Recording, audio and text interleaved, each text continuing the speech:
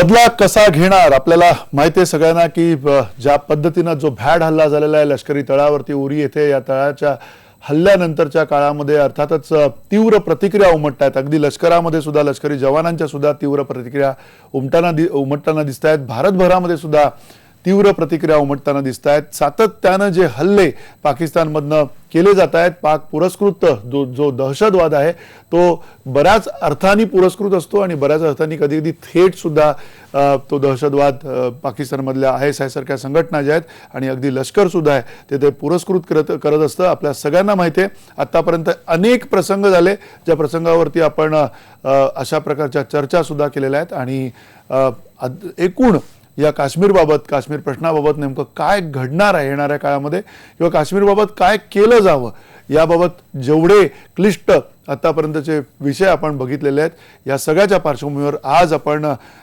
चर्चा करणार आहोत. संजय नहार जे संस्थापक आहेत सरहद या संस्थेचे, ज्यांनी सातत्यानं काश्मीरमध्ये जाऊन काश्मीरी ज्या या सगळ्या हिंसेच्या पार्श्वभूमीवर असलेली जी मुलं आहेत त्यांच्यामध्ये काम केलेलं आहे. त्या मुलांना इथे आपल्याकडे महाराष्ट्रामध्ये, पुण्यामध्ये सुद्धा त्यांना शिक्षण दिलेलं आहे. शिक्षणापासून इतर अनेक जे मार्गदर्शक ज्या गरजा असतात त्या त्यांना पुरवलेल्या आहेत. संजय नहार आपल्यासोबत आहेत. आपल्यासोबत मेजर जनरल शशिकांत पित्रे आपल्यासोबत आहेत, निवृत्त मेजर जनरल आहेत. आणि एवढंच नाही तर डोमेल ते कारगिल हे त्यांचं पुस्तक आपण सगळ्यांनी वाचलेलं असणार आहे, कारण अतिशय रंजक अशा पद्धतीनं, अतिशय नेमक्या अशा पद्धतीनं त्यांनी या पुस्तकामध्ये त्यांची निरीक्षणं, त्यांचा अनुभव हा सुद्धा सांगितलेला आहे. आपण सगळ्या या मान्यवरांचं सर्वप्रथम स्वागत करतो आणि या चर्चेमध्ये सगळ्यात पहिला पित्रे सर तुम्हाला प्रश्न विचारतो की ज्या पद्धतीनं हा हल्ला झालेला आहे, सुनियोजित असा हल्ला तर निश्चित दिसतोय. आता जी बैठक पंतप्रधानांच्या निवासस्थानी झालेली आहे, ज्या बैठकीमध्ये सुद्धा निश्चित असे काही ठोस मार्ग समोर आलेले असावेत, पण नक्की एक दिसतंय की चीड आहे, आपल्या सगळ्यांना साहजिक चीड आहे. आपल्याला एक प्रकारचा अपमान केल्याची भावना मनामध्ये आहे आणि तो अपमान आता पचवायचा कसा? नुसता पचवायचा की बदला घ्यायचा? नेमकी काय भावना, अगदी एक निवृत्त लष्करी अधिकारी म्हणून तुमच्या मनात काय भावना आहे? मंदार साहेब, अत्यंत धन्यवाद मला इथं बोलवल्याबद्दल. सगळ्यात प्रथम जे आपले जवान जे शहीद झाले त्यांना मी प्रणाम करतो.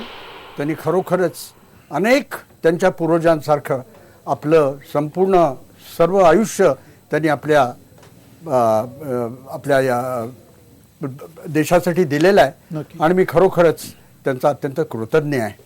दुसरी गोष्ट म्हणजे मला असं वाटतं की आपण बदला कसा घेणार याच्याऐवजी भारतानं प्रतिसाद कसा द्यावा हे मला शीर्षक जास्त बरं वाटेल. बदला हा शब्द जरा या स्ट्रॅटेजी जार्गनमध्ये थोडासा हार्श वाटतो, थोडासा कठोर वाटतो. तर आपण प्रतिसाद कसा देणार? आता गेले काल 24 तासापूर्वी याच्यावरच मी बोलतो बऱ्याच ठिकाणी. खरोखरच इतकं बोलून झालेलं आहे की आता नवीन काय बोलायचं हे कळत नाही आहे. परंतु आता आपल्याला ठाऊक आहे की नुकतीच पंतप्रधानांच्या 7 रेसकोर्स रोडवर सुद्धा एक बैठक झालेली होती आणि भारतासमोरचे जे पर्याय आहेत ते संपूर्ण आता उभरून आलेले आहेत, अगदी स्पष्ट झालेले आहेत. ते मुख्य म्हणजे 3 पर्याय आहेत आणि त्या पर्यायांचं आपण कॉम्बिनेशन करू शकतो, एक दुसरा पर्याय त्याचं मिश्रण करू शकतो. पण जर 3 पर्याय म्हटलं तर पहिला पर्याय आहे जो अर्थात मुत्सद्दीगिरी, डिप्लोमॅटिक ऑफेन्सिव्ह ज्याला म्हणेल, एकदम मुत्सद्दीगिरीची चढाई. दुसरा पर्याय जो आहे तो अत्यंत शांतपणे बिना काहीही आवाज न करता, ज्याला कोवर्ट ऍक्शन म्हणतात, ती करायची. आणि तिसरे जे आहेत ते स्पष्ट म्हणजे मिलिटरी पर्याय आहेत, लष्करी पर्याय आहेत, लष्करी उपाय आहेत. याचं मी थोडक्यात थोडंसं उहापोह करतो. जोपर्यंत मुत्सद्दी पर्याय आहे हा प्रथम घेतलाच पाहिजे. मंदार साहेब, मी आपल्याला सांगू इच्छितो की कुठल्याही संघर्षाशी जेव्हा तुम्ही काही त्याच्या सामोरे जाता तेव्हा एक एस्केलेशन लॅडर असते. म्हणजे संघर्ष जो आहे तो एकदम तुम्ही वरच्या पायरीवर कधी पोहोचवत नाही. पायरीच्या दुसरी पायरी, तिसरी पायरी चढत चढत आपण जाता. अर्थात हा प्रोव्होकेशन जो आहे हे आपल्याला त्यांनी डिवचलेला आहे, इतक्या तीव्रपणे डिवचलेला आहे की आपण कदाचित तिसरी किंवा चौथी पायरी एकदम गाठू शकू, पण त्याचा अर्थ नाही की आपण वरच्या पहिल्या युद्धाच्या पायरीला जाऊन पोहोचू. ते मला एस्केलेशन लॅडरची कल्पना आपल्या समोर ठेवायची होती. असो, तर आता 3 पर्याय जे मी आपल्याला म्हटले, मुत्सद्दीगिरी. आपल्याला ठाऊक आहे की हा पर्याय कुठलंही काही करायचं झालं तरी तो ताबडतोब केलाच पाहिजे, कारण त्याच्यासाठी काही विचार लागत नाही, त्याच्यासाठी काही जोखीम असत नाही, रिस्क नसते. आणि तो पर्याय आता आपल्याला ठाऊक आहे की उद्या शरीफ साहेब बोलणार आहेत UN जनरल असेंब्लीमध्ये, आणि त्यानंतर आपल्या सुषमा स्वराज बोलणार आहेत. तर त्यांचे अक्षरशः त्यांचे फाडून काढले पाहिजेत सगळे. त्यांनी जर बोलले काश्मीर बद्दल तर खरोखरच त्यांना पश्चात व्हायला पाहिजे, आणि बोलले नाही तरी त्यांना फाडून काढलं पाहिजे. तसंच आता सार्कची मीटिंग आहे. आता संपूर्ण आंतरराष्ट्रीय परिस्थिती बदललेली आहे. बांगलादेश, अफगाणिस्तान हे आता आपल्या बरोबर आहेत, आणि तेही पाकिस्तानच्या दहशतवादामुळे ग्रस्त आहेत. तर मला वाटते तिघांनी मिळून एकतर बहिष्कार टाकावा, पण जरी अशक्य असलं तरी पाकिस्तानच्या जमिनीवर जाऊन त्यांना खरोखरच त्याच्यावर अक्षरशः कोडे ओढायला पाहिजेत. हा दुसरा पर्याय आहे. आणि तिसरा, पाकिस्तानला जसं आपल्या होम मिनिस्टरनी सांगितलं, पाकिस्तानला वेगळं पाडायचं, आयसोलेट करायचं. आणि त्याच्यासाठी मला विश्वास आहे की आपले जे परराष्ट्र मंत्रालय आहे ते काम करते. ते हे मुत्सद्दी पर्याय झाले. दुसरा पर्याय आहे कोवर्ट. आपण करू का, थांबू का? नाही प्लीज, नाही बोला पित्रे सर बोला. हा हा हा, हरकत नाही, मला वाटलं वेळ संपलेला. दुसरा पर्याय हे कोवर्ट, म्हणजे अक्षरशः जर पाकिस्तान जो आपलं करतोय, जे ते ज्याला म्हणतात नॉन स्टेट पॉवर्सनं काम करतात, तसं आपण करावं का? आपण नॉन स्टेट पॉवर्स तयार कराव्यात का? नॉन स्टेट पॉवर्स म्हणजे आपल्याला दहशतवादी नाही, पण आणि अशा काही गोष्टी आपण तयार कराव्यात का? आपले अनेक तिथं एजंट्स आहेत, त्याबद्दल प्रश्न नाहीये. ते पूर्वी होते, ते मवाळले झालेले आहेत, त्यांच्याकडे आपण लक्ष दिलेलं नाही. त्यांना पुन्हा जागृत करावं का? त्यांना जवळ आणावं का? आणि त्यांच्यातर्फे काही करावं का?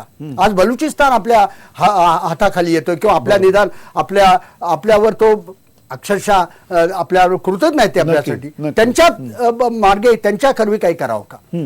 हा कोवर्ट झाला. आता जेव्हा लष्करी आहे त्याच्यात मुख्य म्हणजे 3 तुम्हाला पर्याय असतात. प्रथम म्हणजे आपली हे ओलांडायची नाही ताबारेषा, कारण सिमला कराराशी आपण प्रबद्ध आहोत आणि अजून आपण कधी ओलांडलेलं नाही. प्रथम तर न ओलांडता आपण आपली जी तोफखाना आहे, आपला अत्यंत बळकट तोफखाना आहे, आणि पाकिस्तानकडं काही म्हटलं तर त्यांनी इतकं त्यांचे तोफगोळे वापरलेत की त्यांचे तोफगोळे कमी आहेत का? आपण त्यांच्यावर खूप तोफगोळे मारावेत. तर कुठं मारावेत? ताबारेषेवर नाही, त्यांच्या सैन्यावर नाही, तर त्यांचे जे कॅम्प्स आहेत त्यांच्यावर, जे आपल्याला 42 कॅम्प्स आपल्याला ठाऊक आहे, ते अर्थात कॅम्प म्हणजे 2-3 तंबू असतात, ते काही नाहीये, पण त्यांच्यावर आपण तोफगोळे टाकावेत आणि त्यांना सांगावं आणि थांबणार नाही आम्ही म्हणून. हा बिन आपली न ओलांडता झाला. दुसरा म्हणजे खरोखरच एखादं अत्यंत छोटस, ज्याला सर्जिकल ऑपरेशन म्हणतात, कुठलं तरी असं आपण एक उद्दिष्ट बघावं, लक्ष बघावं, आणि त्याच्यावर असा हल्ला करावा की ज्याच्याकरता ज्याची किंमत पाकिस्तानला द्यावी लागेल आणि पश्चाताप करावा लागेल. हे अत्यंत अवघड आहे, कारण कुठलाही हल्ला असा करायचा असला तर तो यशस्वी झालाच पाहिजे. तो अयशस्वी होण्याचा थोडा सुद्धा कुठलाही त्याच्यात मार्ग असता का बने, ज्याला झिरो एअर म्हणतात तसं वाचायला पाहिजे. हा दुसरा आहे. आणि तिसरा जरा थोडासा आहे की एखाद्या खरोखर आपल्या सैन्यातर्फे एखाद्या त्यांच्या पोस्टवर हल्ला करावा का, आणि तो अर्थात युद्धाची ती दुंदुबी वाजेल, पण ते करावं का? नक्की आपण अधिक तुम्ही जे पर्याय दिलेले आहेत, पित्रे सरांनी जे आपल्या समोर पर्याय सांगितलेले आहेत, अर्थात त्यांच्या अनुभवातनं, त्यांच्या माहितीतनं त्यांनी ते पर्याय सगळे सांगितले आहेत. पण या सगळ्या पर्यायांच्या मध्ये त्यांनी सगळ्यात जो महत्वाचा शब्द मगाशी वापरला होता की डिवचले गेलो आहे आपण, आणि डिवचले गेलेलो असलो तरी सुद्धा आपल्याला स्ट्रॅटेजिक असलं पाहिजे. नेमकी स्ट्रॅटेजिक असण्याच्या या सगळ्या कसरतीमध्येच भारत गेले काही दिवस खूप काही हरवून बसलाय का, हा सगळ्यात महत्वाचा प्रश्न आहे. संजय नहार, आपल्याला काय नेमकं तुमचं चिंतन काय या सगळ्या काश्मीर प्रश्नाबाबत? कारण गेले काही महिने आपण बघतोय इतका धुमसतोय काश्मीर, नुसता धुमसतो नाही, आता जळतोय अशी परिस्थिती आहे. आणि जेवढा हिंसाचार होतोय त्या हिंसाचाराला किती काही प्रमाणामध्ये पाकिस्तानमधनं मदत होत असली तरी सुद्धा त्याच्यामध्ये तिथे सुद्धा काहीतरी घडतंय, तिथल्या युवकांमध्ये सुद्धा असंतोष आहे. आणि हे सगळं जर का आपल्याला येणाऱ्या काळामध्ये नीट सावरायचं असेल तर ते मुळात सावरलं जाईल का, आणि सावरायचं असेल तर कुठल्या मार्गाने सावरायला हवं? नाही, पहिला मुद्दा असा आहे की हा हल्ला जो काल झाला, IB असेल किंवा लष्करी यंत्रणा असतील, गेले 3 महिने सातत्यानं सूचना देत होत्या की अशा प्रकारचे आत्मघातकी हल्ले होऊ शकतात. किंबहुना अशी जी परिस्थिती आता आहे की आत्मघातकी हल्ले होतील अशा प्रकारच्या इन्फॉर्मेशन आपल्याकडे होत्या, त्या नव्हत्या असं नाही. मी एक मुद्दा सांगतो, बदला कसा घ्यावा असा विषय चाललाय. एक 14 वर्षापूर्वी पुण्यातले सगळे 36 नगरसेवक सर्व पक्षांचे आम्ही काश्मीरमध्ये एक दौरा केला होता आणि उरीमध्ये गेलो होतो. जिथे आज झालं तर उरीमधली परिस्थिती अशी आहे की शत्रूची सगळी ठिकाणं उंचावर आहेत आणि तिथे इन्फिल्ट्रेशन होणं सोपं आहे उरीमध्ये. म्हणजे आणि पण एक चांगलं आहे की व्हॅली आणि उरीमध्ये फरक आहे. उरीमध्ये लष्कराने ऑपरेशन सद्भावनाच्या माध्यमातून खूप मोठ्या प्रमाणात लोकांना तिथं अनेक उपक्रम राबवलेले आहेत. शिलाई मशीन चालवणे, ते सगळे पुण्यातले महापौर होते, सर्व पक्षीय लोक होते. एक घटना अशी झाली की त्या ब्रिगेडियर तिथे येत होते आणि अचानक एक शेलिंग आलं समोरून पाकिस्तानच्या बाजूने. आपले सगळे म्हणजे पुण्यातले नगरसेवक होते, ते म्हटलं एक जरा आम्हाला पाहायचंय काय बोफोर शेल कशी आहे. तर ते असं काही दाखवलं जात नाही, पण त्या दिवशी अचानक त्या एका शेलिंगला उत्तर म्हणून तिथल्या जवानांनी उरीला इतकं शेलिंग केलं मोठ्या प्रमाणात. आणि रात्री जेव्हा आम्ही पुन्हा आलो, मग ते बंकरमध्ये काही लोक थांबले, रात्री पुन्हा आलो तर टीव्हीवर बातमी आली होती की पाकिस्तानने केलेल्या हल्ल्यामध्ये भारताचा एक जवान ठार आणि काही लोक जखमी झाले 2-3. आणि आपण निषेध केला, सगळं झालं. आणि पाकिस्तान टीव्हीवर जी बातमी होती त्यात असं केलं होतं की भारताने केलेल्या हल्ल्यामध्ये 12 पाकिस्तानच्या भागातले लोक ठार झालेले होते. आपल्याकडे सांगितलं जात होतं की एक माणूस आपला मेलेला आहे, पाकिस्तानने हल्ला केलेला आहे. मुद्दा असा आहे की बदला जर घ्यायचा असेल किंवा जो घ्यायचा असतो तो त्या ठिकाणी त्या पातळीवर योग्य वेळी घेतला जातो. दुर्दैवाने काय झालेलं आहे की आपण ज्या पद्धतीनं म्हणजे दिल्ली मधल्या सर्व चॅनेलवर मी चर्चा पाहतोय गेले 2 दिवस, पण आपण हे विसरतो की दिल्लीमध्ये पाकिस्तान एम्बेसी आहे, दिल्लीमध्ये अनेक एजंट्स आहेत. आणि या सगळ्या गोष्टी त्याच्यामध्ये एक लष्करी अधिकारी काल सांगत होते की काही नाही म्हणे, रात्री जायचं आणि सकाळी सगळं संपून परत यायचं. मला असं वाटतं हे शक्य जरी असेल तर ते लष्कर प्रमुख असतील, या लोकांनी एक 10-15 लोकांची टीम केली पाहिजे. या सर्व लष्करी अधिकारी जे निवृत्त आहेत त्यांनी चॅनलवर बोलण्यापेक्षा त्यांची मतं मांडली पाहिजेत. नेमकी परिस्थिती काय आहे, त्याच्यावर काय होईल. आपली अडचण अशी आहे, आपण युद्धशास्त्र म्हणून पाहतोय इस्रायल आणि अमेरिकेकडं, पण भारताचा स्वतःचा असं एक युद्धशास्त्र आहे. ही परिस्थिती कशी आहे, मला ही गंभीर परिस्थिती 2 कारणांनी वाटती की जी आपली गुप्तहेर यंत्रणा आहे, आपली जी इन्फॉर्मेटिव्ह सिस्टीम आहे ती काश्मीरमध्ये कोलॅप्स झालेली आहे. म्हणजे उदाहरण सांगायचं असेल तर कारगिल युद्धामध्ये पहिली जी माहिती दिली म्हणजे अनेकांनी दिली, पण एक मेंढपाळ पण होता ताशी नामग्याल नावाचा, त्याचा मुलगा माझ्याकडे पुण्यात शिकायला आहे. किंवा अशा अनेक लोक त्या भागातले. शिवाजी महाराज नेहमी सांगायचे की किल्ला जिंकायचा असेल तर किल्ल्याच्या आजूबाजूची गावं जिंकली पाहिजेत, म्हणजे रसद तुटत नाही. दुर्दैवानं अमेरिका, इस्रायल, युरोपीय राष्ट्र जी लढाई करतायत तिथल्या दहशतवादाशी, तीच लढाई तशाच पद्धतीने आपण लढली पाहिजे अशा प्रकारचा दबाव देशावर आणला जातोय. मला असं वाटतं ती लढू नये असा मुद्दा नाहीये. मुद्दा असाच आहे की सर्वांनी बसावं. पण आपल्याकडे युद्धशास्त्रामध्ये मग शिवाजी महाराजांचं युद्धशास्त्र असेल, कधी बिरसा मुंडाचा असेल, लाचित बोरफुकनचा असेल, गुरु गोविंद सिंगांचा असेल, आणि हे करताना त्या भागातल्या लोकांच्या मानसिकतेचा शेकडो वर्षांचा अभ्यास केला पाहिजे. नक्की. काय झालंय, एकच मिनिट संजय नाहर, मी आपल्याकडे येतो, पुन्हा आपल्याकडे येतो. एक छोटासा ब्रेक घेतो. ब्रेक नंतर पुन्हा तुमच्याशी आपण चर्चा करणार आहोत. आणि अर्थात तुम्ही सगळेजण अनेक वर्ष काम केलेली आहात, अनुभवी आहात या सगळ्या विषयामध्ये. जे तुम्ही बोलताय ते ऐकतोय आम्ही, आणि ते ऐकताना नेमकं काश्मीरचं येणाऱ्या काळामध्ये भवितव्य काय असेल त्याचा वेध घेतोय. छोट्याशा ब्रेक नंतर पुन्हा ही चर्चा सुरू ठेवू.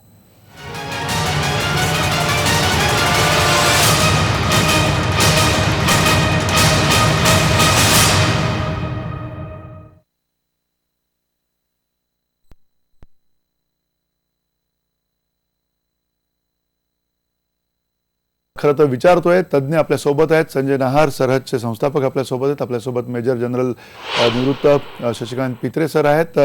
अर्थात संजय नाहर, जो मुद्दा तुम्ही मांडताय त्या मुद्द्यामध्ये एक मुद्दा एक एक अर्थ त्याच्यातनं काढता येऊ शकेल की आतापर्यंत खरं तर आपण प्रतिकारच केलेला आहे, आपण आक्रमक म्हणून कुठे गेलेलो नाही. एखादं दुसरं इतिहासातलं विरळा उदाहरण जर बघितलं तर, पण त्याहीपेक्षा जो मुद्दा तुमचा महत्त्वाचा वाटतो त्या मुद्द्यामध्ये की माणसांना आपलंसं करून घेणं, तिथल्या माणसांनी जो केलेला उद्रेक जो आहे तो कदाचित अधिक जास्ती घातक आहे तिथून येणाऱ्या 4 अतिरेक्यांपेक्षा. पण ज्या पद्धतीनं आता हा हल्ला करण्यात आलाय तो कदाचित बलुचिस्तानच्या पार्श्वभूमीवरचा परिपाक असू शकतो किंवा तो सातत्यानं ही जी कुरापत काढण्याची ज्यावेळेला अशा प्रकारे पाकिस्तान एक नापाकगिरी करत असतं, कुठेतरी आपल्याला ह्याच्यामध्ये 2 मुद्दे 3 मुद्दे किंवा असं काहीतरी एक भारताचं धोरण किंवा भारत देश म्हणून अशा प्रकारचा देश आहे अशी जी एक प्रतिमा आहे त्या प्रतिमेबाबत आपण कुठे काही बोलताना दिसत नाही होत. नेमकं काय केलं पाहिजे, कुठली गोष्ट कोणी केली पाहिजे, ही सगळी जी वाटणी जी आहे, ही मांडणी जी आहे ती कोण करणार आहे?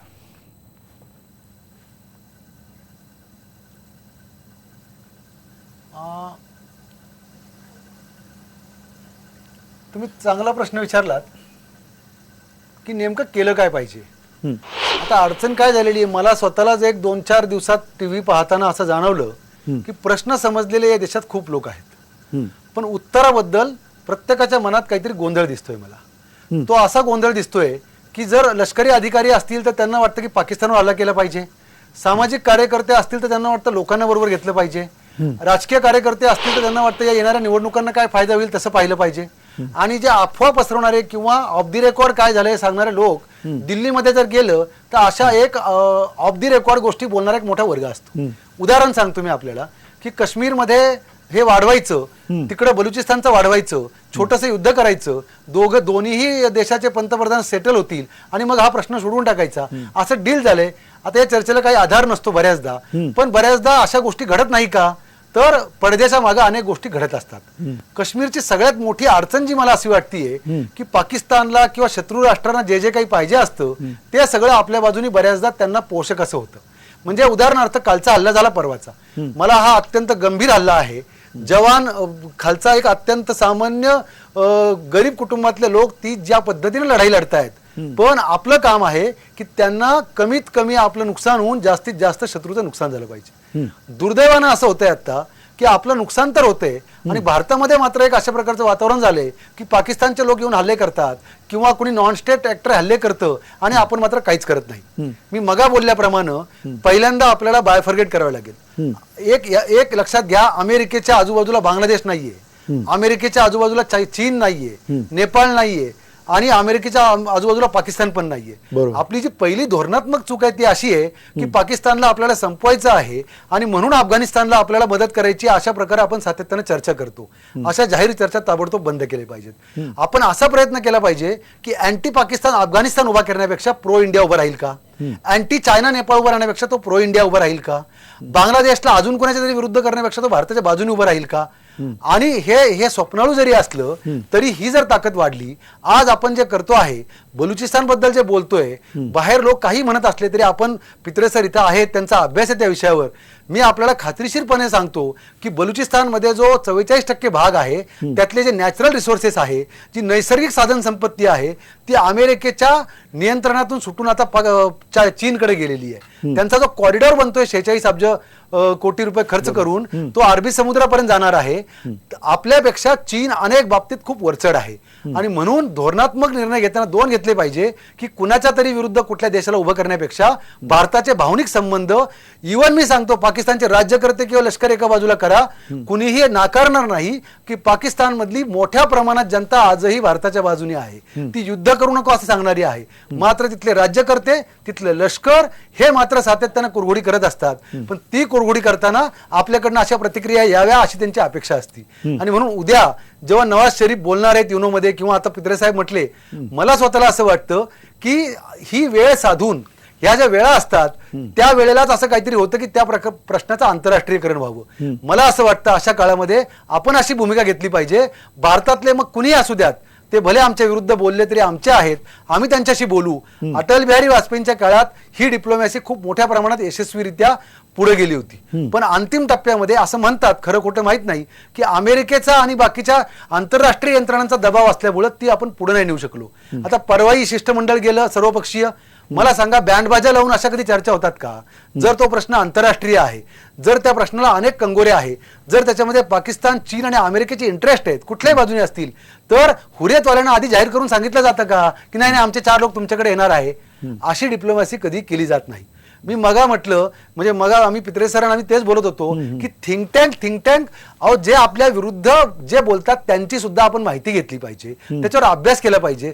माझा असं अजिबात म्हणणं नाही की अभ्यास केला जात नाही, पण काही लोक येतात की चाणक्य काय म्हटले होते त्याच्यावर आपण करूयात, काही लोक म्हटले होते ते हल्लेच केले पाहिजे. माझं म्हणणं जे काही करायचं असेल, भले चाणक्यचं करा किंवा गुरु गोविंद सिंगचं करा किंवा कुणाचंही करा, पण त्याच्या साधक बाधक चर्चा क्लोज डोअर मीटिंग्स मध्ये झाल्या पाहिजे. तुम्ही टीव्हीवर येऊन जर सांगू लागला की हा देश रात्रीत घुसून नष्ट करायचा आहे, आता धरणं फोडायची, तर हाफिज सईद सारख्या मूर्ख आणि गाढव माणसांना आपण संधी देतो त्याच्या विरुद्ध बोलायची. म्हणजे टीव्हीवर कुणीतरी एक चॅनल मध्ये आपण सांगतो की उद्या रात्री आम्ही हे देश नष्ट करणार आहे आणि मग हाफिज सईद सांगतो की आम्ही अणुबॉम्ब टाकणार आहे. तर मला सांगा, हे अणुबॉम्ब किंवा असे निर्णय का हाफिज सईद घेत असतात का? म्हणजे कशासाठी आपण अशा निष्कारण अशा छोट्या किंवा किरकोळ लोकांना महत्व देऊन खूप मोठं करून ठेवायचं? जर ते काही कृती करत असतील तर त्यांना लोकांचा पाठिंबा कमी करून, लोकांपासून वेगळं काढून आणि लोकांच्या मदतीने त्यांच्यावर आपण जर चेक ठेवू शकलो तरच काश्मीरची लढाई सोपी आहे. मी पहिल्यांदा सांगतो, माझ्याकडं मी रोज त्या मुलांशी बोलतो, लोकांशी बोलतो. माझा स्वतःचा मी 90 साली जेव्हा काश्मीर पीकला होतं, मे 90 मध्ये मी तिथं गेलो होतो, 12 दिवस राहिलो होतो, तेव्हाची जी परिस्थिती होती त्याच्यापेक्षा खराब परिस्थिती आत्ताची, असं माझं मत झालेलं आहे. नक्की. तुम्ही म्हणताय की 90 पेक्षाही 2016ची परिस्थिती अतिशय गंभीर आहे. नेमकी ती गंभीर कशामुळे आहे हेही तुम्हाला आम्ही विचारणार आहोत, पण तत्पूर्वी पित्रे सर, तुम्हाला हे पटतंय का? कारण एकीकडे तुम्ही पण मगाशी म्हणाला होतात की स्ट्रॅटेजिक आपण काही निर्णय घेतले पाहिजेत, मुत्सद्दी पातळीवरती आपण मुत्सद्देगिरी करण्याच्या आणि सामरिक दृष्टिकोनातून काही निर्णय घेतले पाहिजेत. हे सगळं ज्यावेळेला घडत असतं त्याला चीड मात्र तेवढीच असते, तो जो एक प्रकारची चीड आहे आणि ही सातत्यानं चीड आपली तयार होताना दिसते, पण त्या चिडीतनं नेमकं पुढे काही घडताना दिसत नाही. केंद्र सरकार असेल, ते कुठल्याही पक्षाचं असेल, ते ज्या वेळेला काही निर्णय घेतं त्या निर्णय प्रक्रियेमध्ये कुठेतरी एक प्रकारचा ढिसाळपणा, अशी काही परिस्थिती तुम्हाला वाटते? मंदाजी, तुम्ही अत्यंत एका महत्वाच्या मुद्द्यावर बोट ठेवलेलं आहे. खरोखरच आहे की काय आपण भारतात आपण लोकशाहीत राहतोय, आपल्याबरोबर जवळजवळ आपली 125 करोड लोकवस्ती आहे आणि त्यांच्या क्या भावना ज्या आहेत ते लक्षात घेतलं पाहिजे, तर प्रश्नच नाहीये. रणनीती किंवा स्ट्रॅटेजी म्हणतात ही अत्यंत महत्वाची आहे, पण त्या रणनीतीचा लोकभावनेशी, राष्ट्रभावनेशी, राष्ट्रप्रेमाशी हा संबंध जोडलाच असला पाहिजे. की ह्या दोन गोष्टी वेगळ्या होऊ शकत नाही. हे अत्यंत महत्वाचं आहे. आपण म्हटलं ते अत्यंत महत्वाचं आहे. याचा आताच जनरल व्ही.के. सिंग जे आपल्या सेना प्रमुख होते आणि ते जे काय बोलतात त्यांना ते कळतंय. निश्चित अत्यंत उत्तम विधान त्यांनी केलेलं आहे की कुठलीही गोष्ट आपण भावना विविष्ट होऊन किंवा भावनेच्या आधारे जाऊन करता कामा नये. अत्यंत महत्वाचं आहे. पण त्याचा अर्थ असा नव्हे की आपण पाकिस्तानला कायम त्यांना अशी त्यांच्यात भावना निर्माण होऊन देता कामा नये. तुम्ही आता मी वापरलेला शब्द तुम्ही वापरला तर पुन्हा वापरतो की किती जरी मी डिवचलं तरी हे याला काही होत नाहीये. बरोबर. हे जेव्हा तुम्ही म्हणता त्याच करता तुम्हाला प्रचंड या सगळ्या भावना लक्षात घेतल्या पाहिजेत. तुम्ही जेव्हा हे करता तेव्हा तुम्हाला सैन्याची काय भावना हे लक्षात घेतली पाहिजे. तुम्हाला मला असं म्हणायचं नाहीये की एखाद दुसरा हल्ला झाला तर सैन्याचं मनोबल अत्यंत खाली होतं, कमी जात, असं काही प्रश्न नाहीये. परंतु निश्चितच कुठलंही सैन्य जे आहे, हा बदला जो शब्द तुम्ही म्हटला तो हा सैन्याचा शब्द आहे. आणि मी तुम्हाला सांगतो की मी जेव्हा ब्रिगेड कमांड करत होतो आणि असं काही झालं तर ते दुसऱ्या दिवशी आपण सांगायचं याचा काहीतरी याला उत्तर दिलं पाहिजे. याचा ही एक भावना आहे. तर मला असं म्हणायचं नाही की ती माथेफुरी डोकं फिरून घेऊन करावी. पण मला आता तरी वाटतंय की आज ज्या चर्चा झाल्यात त्या याच्यात असं काहीतरी मला वाटतंय याच्यातून निर्माण झाला असावं, काहीतरी निर्णय झाला असावा की आज नाही, 15 दिवसाने नाही, महिन्यानं नाही, केव्हा ते आपण सांगू शकत नाही, कुठं ते सांगू शकत नाही. परंतु 26/11 झालं, पठाणकोट झालं आणि आता 18 सप्टेंबर, आता आपण त्याला 18 म्हणू ते झालेलं आहे. या तिन्हीला एकामागून एक ज्या गोष्टी झाल्या त्या कुठंतरी थांबवणं आवश्यक आहे आणि कुठंतरी त्यांना वाटणं आवश्यक आहे. आणि ह्याच्या बाबतीत मी आता नहार साहेब जे म्हणतायत त्याबद्दल मी सांगतो की वाजपेयींनी अत्यंत अशी उत्तम बंधुभावना निर्माण केली, परंतु आपण लक्षात घेतलं पाहिजे की पाकिस्तानमध्ये आणि एक ज्याला एलिफंट इन द रूम म्हणतात असा एक घटक आहे आणि तो म्हणजे सैन्य. बरोबर. आज कयानी असून देत, मुशर्रफ असून देत किंवा शरीफ असून देत, राहील शरीफ असून देत, एका मुशीतून निघालेले लोक आहेत आणि 71चा जो पराभव त्यांचा झालेला आहे त्यांचा इतका निर्णायक त्यांचा पराभव झालेला होता की ते विसरलेले नाही आहेत. आज तुम्हाला ठाऊक आहे की प्रत्येक पाकिस्तानी सैनिक जेव्हा किंवा अधिकारी जेव्हा त्यांच्या अकॅडमीतून बाहेर जातो तेव्हा त्याला एक शपथ दिली जाते की मी 71च्या पराभवाचा सूड घे, आय विल रिवेंज, हे शब्द आहेत. तर मला असं काही म्हणायचं नाहीये. तेव्हा पाकिस्तानी जनता आणि भारतीय जनता यांच्यात काही फरक नाही, याचा प्रश्नच नाहीये. आपण पाकिस्तान बरोबर आपले सगळे प्रश्न सोडावेत याच्यातही काही फरक नाहीये. पाकिस्तान हा एकत्र राहावा आणि त्याची दुभागणी झाली तर तो भारताला जास्त संकटप्रवण आहे याच्यातही काही अर्थ हे नाहीये. परंतु जेव्हा तुम्ही असं पाहता की आज नवाज शरीफ यांच्या हातात काहीही कुठलीही निर्णय शक्ती नाही आहे आणि संपूर्ण राहील शरीफ आणि हे अझर मसूद आणि सईद जे आहेत यांच्याकडे जर निर्णय शक्ती गेली असली तर याची आपण दखल घेतली पाहिजे. आणि अशाच गोष्टी होत राहिल्या आणि आपण पुनश्च आपण आता दुसरी याच्यात तुम्ही अजून हा मुद्दा उठवलेला नाहीये, परंतु पाकिस्तानच्या अण्वस्त्र शक्तीचा जरा जास्त डंका पसरलेला आहे. हे लक्षात घ्या की पाकिस्तानचा अण्वस्त्र त्यांनी आपण कुठल्या तरी एक छोट्या त्यांच्या टेररिस्ट म्हणजे दहशतवादी तळावर हल्ला केला तर लगेच ते अण्वस्त्र वापरतील, ही अत्यंत भन्नाट कल्पना, याच्यात काही अर्थ नाहीये. अण्वस्त्र वापरणे ही काही सोपी गोष्ट नाहीये.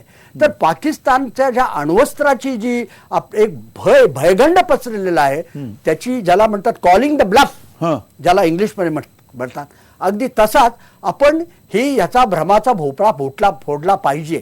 आणि वेळ आलेली आहे.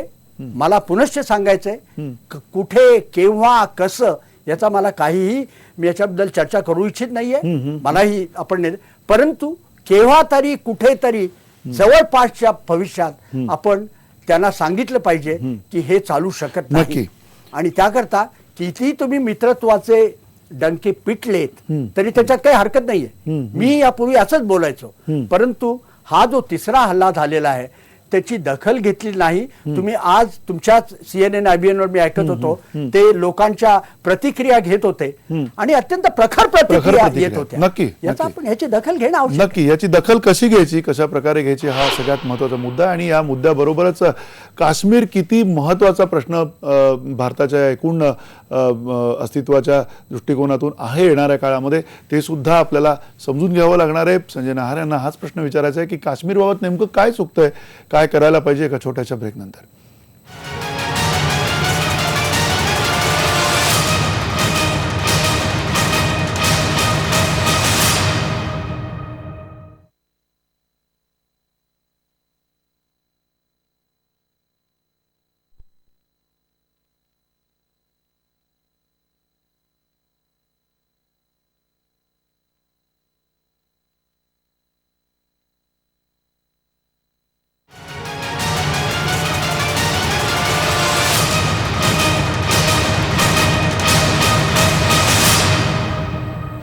पाकिस्ताननं आतापर्यंत आपल्या सोबत जी आगळीक केलेली आहे ती केवळ आत्ताच केलेली नाहीये तर अनेकदा केलेली आहे. अनेकदा आगळीक करून सुद्धा नेमकं कुठल्या भाषेत प्रत्युत्तर दिलं जावं, कुठल्या भाषेमध्ये या सगळ्या कृतीचा बदला घेतला जावा याची शाश्वती किंवा याची एक प्रकारचा या संदर्भातला विश्वास हा इथल्या माणसांना, इथल्या जनतेला, भारतीयांना का मिळत नाही आतापर्यंत हा सगळ्यात महत्त्वाचा प्रश्न आहे. आणि अगदी या चर्चेच्या शेवटाला आपल्याला पुन्हा संजय नहार प्रश्न विचारायचा आहे की गेले काही महिने आपण बघत आलेलो आहोत की काश्मीरमध्ये युवक जे रस्त्यावर उतरलेले होते, जो उद्रेक होता त्या उद्रेकाबाबत सुद्धा असंच म्हटलं गेलं होतं की तो बराच अंशी जो तो उद्रेक आहे तो तिकडनं होतोय, तिकडनं त्याला मदत केली जाते. हे सगळं घडत असताना कुठेतरी आपली जी हाताळणी आहे काश्मीर बाबतची, ती हाताळणी कुठल्या दिशेने असली पाहिजे, काय तुमची निरीक्षण आहेत?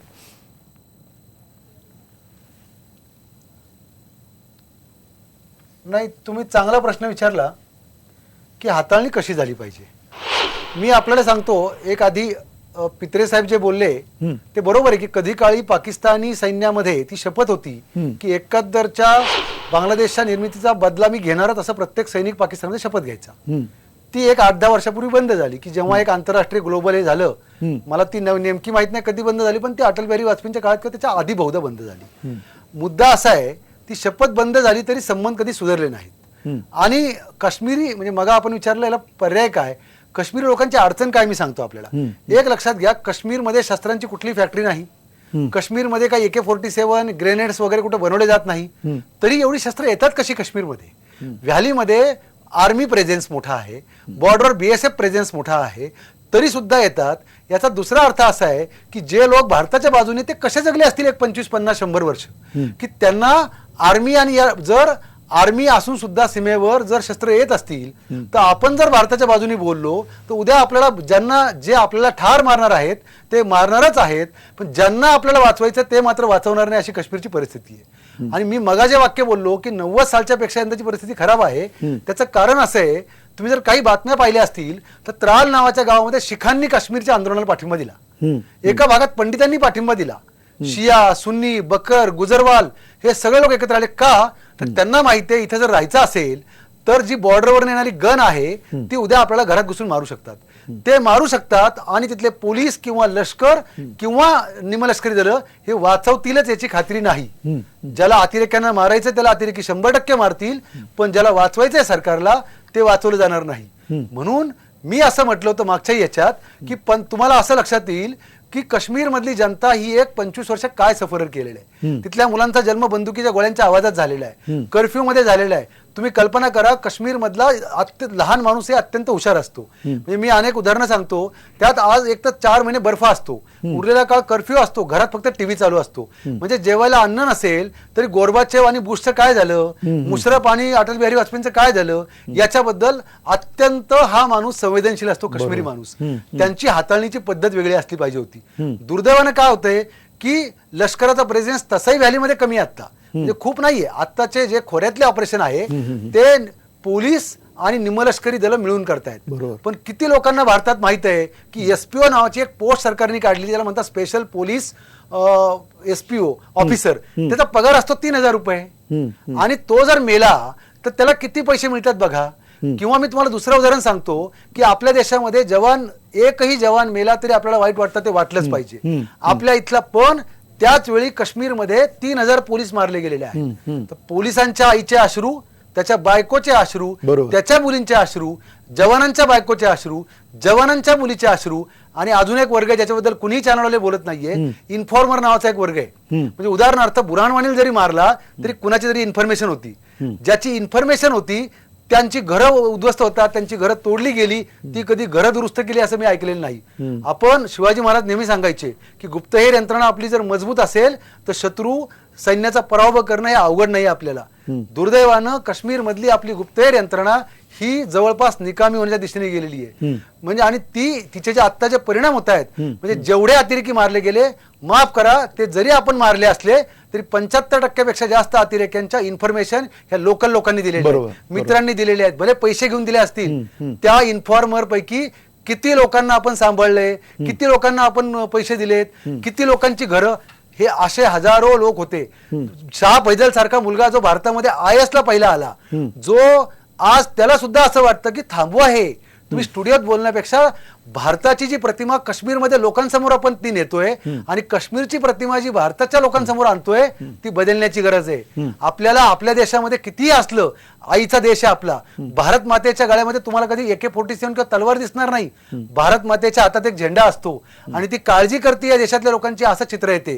तर काश्मीरी माणसाला ती भारत माता आईच्या बाजूने जर दाखवली तर मी आपल्याला नक्की सांगतो की पाकिस्तानला तसंही आता पाठिंबा नाहीये. लोकांचा राग आहे का? आहे. 2-4 लोक ध्वज उभे करतात का? करतात.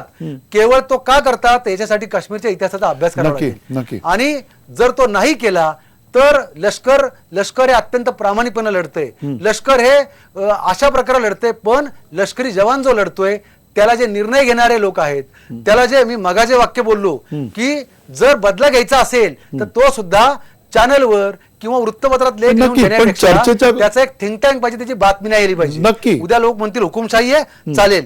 पण जर आपण तसं, दुसरी गोष्ट अजून एक नेहमी जी सांगितली जाते की आता हे कधी थांबणार, रोज विचारलं जातं. कुणीतरी मान्य केलं पाहिजे की हे थांबणार नाहीये, हे थांबणार नाहीये, ही एक दीर्घकालीन लढाई आहे. असे हल्ले आपण सुद्धा करत असतो. आपण काही घाबरतो वगैरे असं समजण्याचं काही कारण नाही. आपण असे हल्ले करत असतो आणि हे हल्ले होत राहणार आहेत.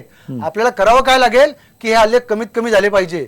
आपल्या जवानांना लोकांचा पाठिंबा मिळाला पाहिजे आणि जवान आणि लोक एकत्र आले पाहिजे. एक काश्मीरमध्ये आर्मीच्या बोर्डवर लिहिलेलं असतं, जवान और अवाम एक ही मुकाम, असा बोर्ड आहे तिथं. तसं प्रत्यक्षात आपल्याला करावं लागेल. जो तिथं उभा राहतो 24 तास जवान, तो शूर आहे, तो घाबरत नाही कुणाला. पण लक्षात घ्या त्यालाही बायका मुलं आहेत. लक्षात घ्या तो देशभक्त जितका आहे तशी त्याला कुटुंब पण आहे. त्याचं कमीत कमी नुकसान होईल अशा प्रकारची धोरणं आखली पाहिजेत. आपल्या बोलण्यामुळं, आपल्या कृतीमुळं, आपल्या लिहिण्यामुळं आपण बऱ्याचदा त्या जवानांच्या समोरच्या अडचणी वाढवत असतो, असं माझं मत आहे. नक्की, अर्थात तुमच्या मताचा आम्ही आदर करतो, कारण अर्थातच इतकी वर्ष तुम्ही या सगळ्या प्रश्नांशी निगडीत आहात. आणि अर्थातच पित्रे सर, तुमचे सुद्धा आम्ही मनापासून आभार मानतो, कारण तुम्ही तुमच्या अनुभवातनं जी तुमची निरीक्षणं नोंदवलेली आहेत, तुमच्या दोघांचा एक प्रकारचा अप्रोच वेगवेगळा असला, दिशा वेगवेगळी असली तरी तुमचा अर्थ बऱ्याच अंशी तो आहे की कुठेतरी संयम सुद्धा दाखवायला पाहिजे. आणि तरी सुद्धा संयम दाखवत असताना या सगळ्या प्रश्नावरती एक ठाम आणि ठोस अशी भूमिका असली पाहिजे. कणखरता भारत एक देश म्हणून जो आहे ती सुद्धा दाखवायला काही हरकत नाही. हे सगळं खरं साधणं म्हणजेच मुत्सद्दीपणा आहे. तो मुत्सद्दीपणा आपल्या राज्यकर्त्यांनी दाखवायचा आहे, तो लवकरात लवकर दाखवला जाईल अशी आपण अपेक्षा करूया. पण भावना मात्र तीव्र आहेत, जशा त्या काश्मीरी युवकांच्या भावना तीव्र आहेत. त्यांचा राग आणि त्यांच्यातला जो प्रक्षोभ आहे तो सुद्धा तितकाच खरा आहे. तितकाच लष्करी जवानांचा सुद्धा आत्ताचा जो आवेश आहे तो सुद्धा तितकाच खरा आहे. तोही आपण सगळ्यांनी समजून घेऊयात. जाता आता फक्त याच्यावरती एक नजर टाकूया की कशी एक कविता एका लष्करी जवानाने त्याच्या भावना त्या भावना बोलून दाखवणारी गायलेली आहे. अरे हम शेर है, शेर सिंहों की औलाद है, शेर किसी से डरते नहीं, जाके बता दो उन मुल्लों को, उन पाकिस्तानियों को, हम डरते नहीं अड़बम्पों से, विस्फोटक जलपोतों से, हम डरते हैं ताशकंद शिमला जैसे समझौतों से. सियार भेड़िए से डर सकती सिंहों की औलाद नहीं है, भरतवंश के इस पानी की तुमको पहचान नहीं. आइटम बम बनाकर तुम किस्मत पर फूल गए, 65, 71 और 99 के युद्धों को शायद भूल गए. याद करो तुम अब्दुल हमीद ने पेटेंट टैंक जला डाला, हिंदुस्तानी नेटो ने अमेरिकी जेट जला डाला.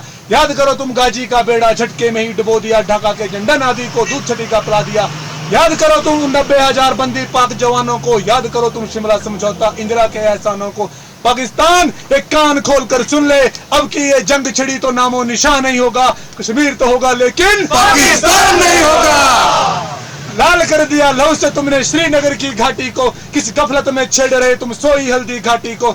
जहर मजहब का पिलाकर इन कश्मीरी परवानों को, भय और लालच दिखलाकर तुम भेज रहे नादानों को. खुले प्रशिक्षण है, खुले शस्त्र है, खुली हुई शैतानी है, सारी दुनिया जान चुकी है हरकत पाकिस्तानी है.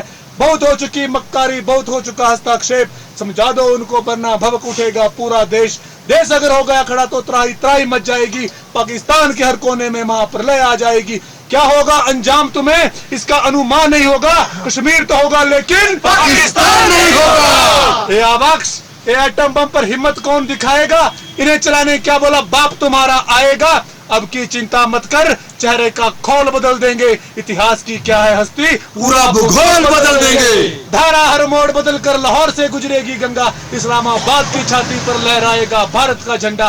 रावलपिंडी और कराची तक सब कुछ गार्थ हो जाएगा, सिंधु नदी के आर पार पूरा भारत हो जाएगा. फिर सदियों सदियों तक जिन्ना जैसा नहीं होगा, कश्मीर तो होगा लेकिन पाकिस्तान नहीं होगा.